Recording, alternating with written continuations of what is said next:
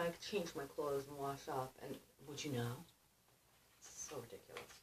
So, I'm getting tired of seeing the children who have been separated. They're in cayute, I think that was the little boy thing. Crying in, it was like a classroom setting, and children being separated from their parents.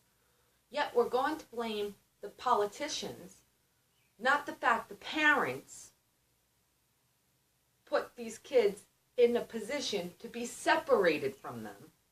That makes no sense to me. Hold on, what channel am I watching now? And I'll tell you, you see the thing about JetBlue? I mean, even the way, like, children speak, there's such, oh my goodness, really. I don't like teenagers. Little kids, whatever. But, I mean, seriously, and then the attorney goes, I don't want to see any child being a pawn. Well, then you don't use it as an effing pawn. And that's what they're doing. But it's got to be, really, it's just crazy. So, I like that President Trump just signed another type of thing. And Guantanamo is still open for business in Cuba, right? Because remember, that was, in fact, a promise President Obama made, was to close it with all these liberal thinkers, these think pads. And then, I'm telling you, the late teenage, early 20 generation, but JetBlue, I mean, and the girl, what would you rather happen? It was a JetBlue plane with, would you have rather, I don't like guns, and you gotta be kidding me, right? Because what if there was a terrorist on it, and the plane crashed in the ocean? I mean, they're pussy, oh, they are such pansies. They really are, this whole generation. And I'll tell you another thing. This gal lady, she said a bunch of crap. I think it was yesterday. Oh, because the thing with citizenship and, you know, and she did this whole point. How do they have phones to go to that website? They don't speak English. Now, the pawn issue with the children crying. I'm separated from my mother and she was deported. Yes, she came here illegally. And that is what's going to happen. Sorry, Charlie. I mean, it has been, and that's just it. There are some people who just don't think rationally. And yeah, so I mean, you could see it on like YouTube's any like viral video, how everybody, even like how they move their hands, their communication, their facial,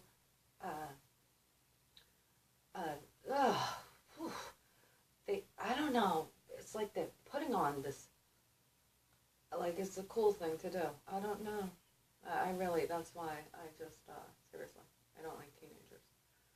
And even, what's the latest little, I'm sorry about the little boy, young boy. You know, can't even call him young man. I mean, how old was he? And he was horribly stabbed. It was a gang, Trinitarius or something, a gang who did that to him, and he tried to jump over the counter and was thrown out. And I think the whole thing smells a little fishy. I don't think the little boy deserved to be slashed in the manner he was, and at least he was capable, and he just made it to like emergency room doors or something, but he walked to St. Barnabas, right? Something like that. But really, anybody who's marching in the streets, they all come up with these crazy chants. Like, it's really very, very, very weird. Wow, these people are strange. Really weird and strange. And did you hear that certain emails with the whole targeting of like Tea Party people and just make it be just right. It's like really, it's crazy. So anyway, I'm gonna scream into my mom because I mean the JetBlue girl, really every time any redheaded kid, everything. Her eyebrows didn't move right, like they don't move their facial. Oh no, what's this? What's this? No, this is again with the. Seriously, and yet the children are not. It's just like children. But did you see there was a really good anti-drug commercial? Finally, where she injured herself, wound up on Vicodin, didn't know how addictive it was, and she was driving and crashed the car into a wall. Yeah, it's about time. You do real impact. Don't do drug commercials. Because always, I didn't know, and you know, this whole,